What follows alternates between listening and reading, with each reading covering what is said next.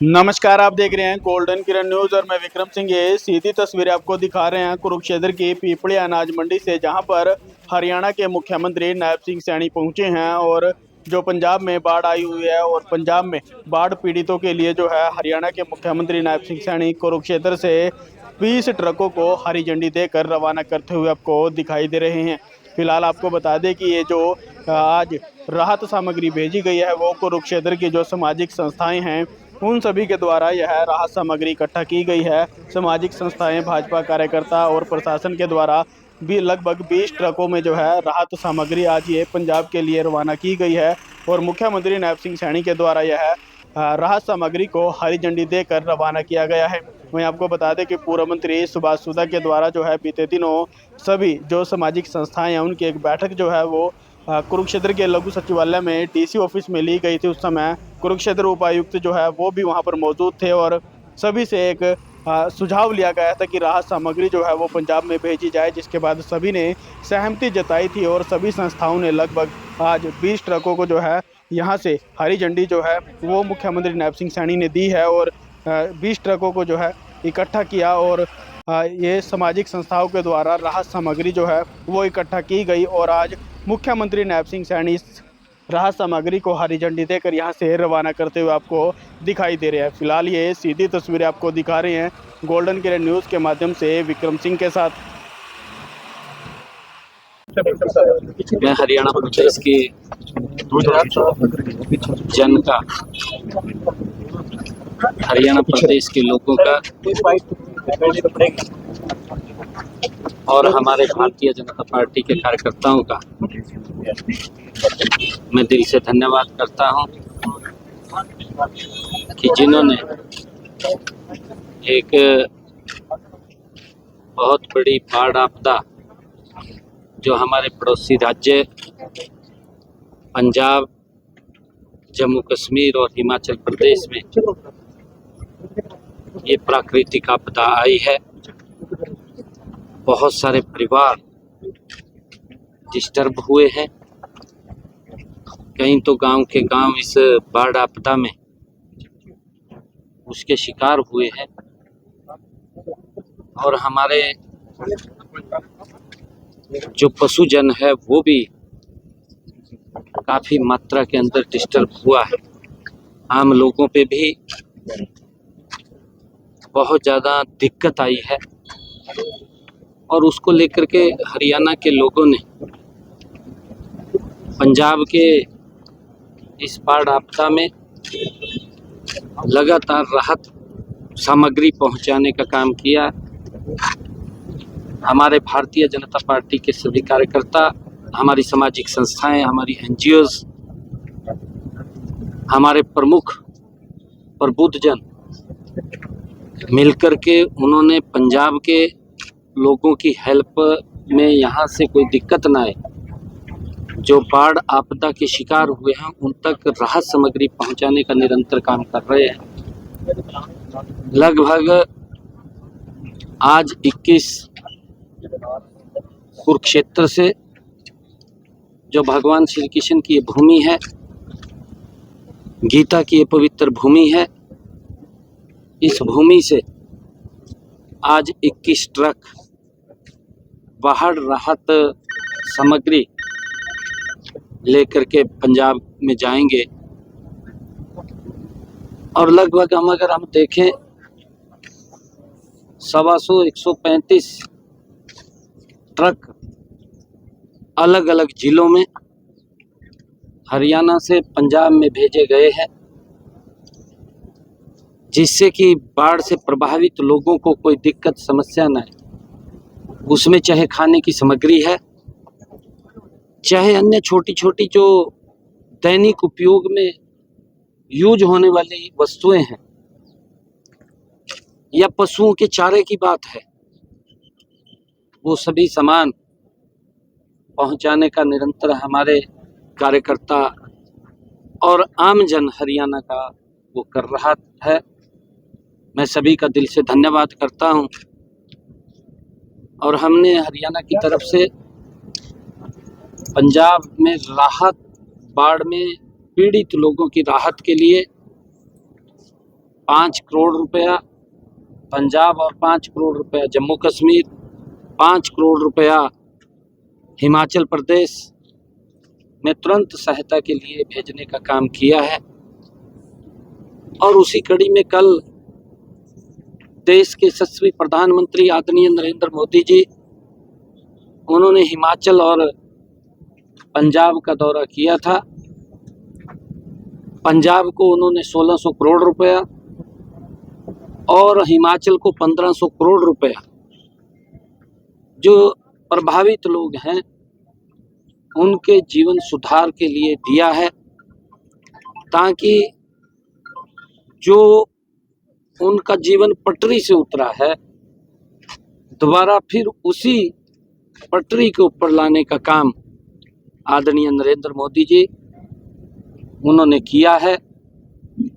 क्योंकि कहीं पर भी अगर आपदा इस प्रकार की आती है, स्वयं प्रधानमंत्री जी वहाँ का निरीक्षण भी करते हैं, स्वयं वहाँ पर लोगों को मिलते हैं, मिल कर के वहाँ पर लोगों को राहत पहुँचाने का काम भी करते हैं। उसी कड़ी में पंजाब और हिमाचल को 3100 करोड़ रुपया राहत उनको तक पहुँचे, उसके लिए आदरणीय प्रधानमंत्री जी ने कल बड़े पैकेज की घोषणा की है।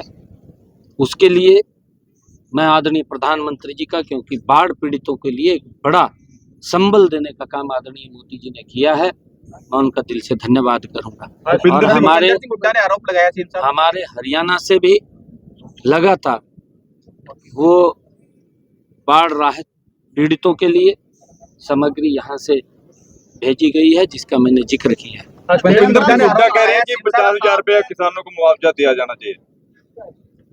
देखिए, क्योंकि हमने ई भूमि पोर्टल वो खोल रखा है और हमने ये भी कहा है कि आप उसके ऊपर अपना रजिस्ट्रेशन करिए, और ई भूमि पोर्टल वो खुला हुआ है। जो भी हमारा किसान इफेक्टेड हुआ है उसको राहत पहुंचाने का काम, मुआवजा देने का काम हमारी सरकार पहले भी कर रही है। मैं बताना चाहता हूं कि हमने पिछले 10.5 वर्षों के अंदर हरियाणा में 15,500 करोड़ रुपया मुआवजे के रूप में किसानों तक पहुंचाने का काम किया है। और लगातार अगर मेरे किसान की हरियाणा में फसल का खराबा होता है तो उस तक राहत पहुंचाने का काम हमारी सरकार करती है। और अब भी जो किसान इस बाढ़ की चपेट के अंदर इफेक्टेड हुए हैं, जिनकी फसल का खराबा हुआ है, हमने कहा है कि आप अपना ई क्षतिपूर्ति पोर्टल के ऊपर रजिस्ट्रेशन कीजिए, और लगभग किसान कर भी रहे हैं। 1,60,000 एकड़ भूमि का रजिस्ट्रेशन हुआ भी है, क्योंकि बहुत ज़्यादा बरसात हुई है और इसका असर हमारी फसलों के ऊपर पड़ा है। कई परिवारों की छत गिरने से जान भी गई है।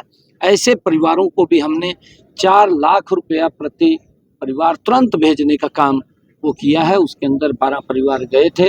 जो घायल हैं उनको भी हमने राशि पहुंचाने का काम किया है। और हमने कहा है, क्योंकि मैंने पूरा प्रेस के अंदर कहा है कि अगर किसी की बकरी भी मरी है उसका भी मुआवजा, अगर मुर्गी भी मरी है उसका भी मुआवजे का मैंने ऐलान किया है कि वो देने का हम काम करेंगे। परंतु हमारे हरियाणा के अंदर जो आपदा पंजाब के अंदर आई है उससे हमारा बचाव हुआ।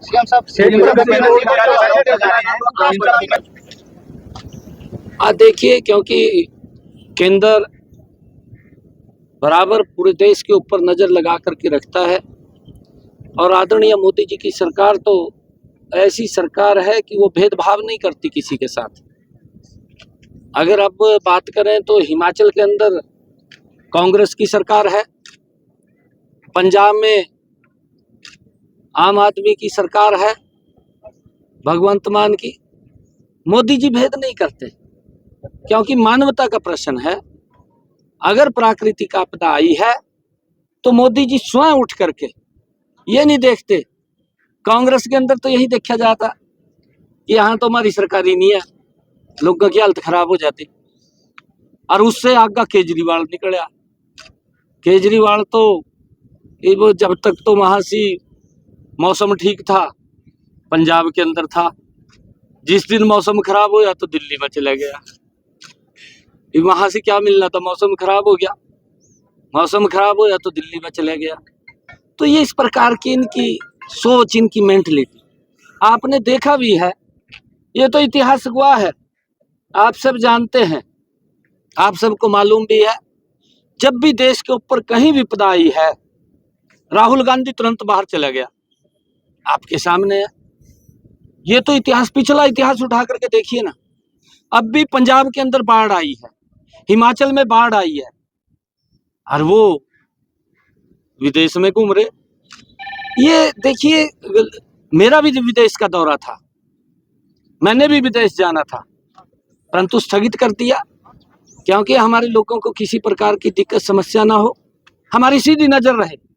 हम लोगों को, मैं लगातार पिछले 2 दिन गांव-गांव जाकर के मिला, बाढ़ से प्रभावित लोगों से, किसानों से, गांव के लोगों से मैं लगातार मिलता रहा हूं, और हमने हर संभव कोई भी इफेक्टेड इस बरसात, इस भारी आपदा के अंदर हुआ है, उसको हम हेल्प करने का काम निरंतर हम कर रहे हैं, हर तरीके से। प्रधानमंत्री बने हैं सर, सामग्री बेची जा रही है।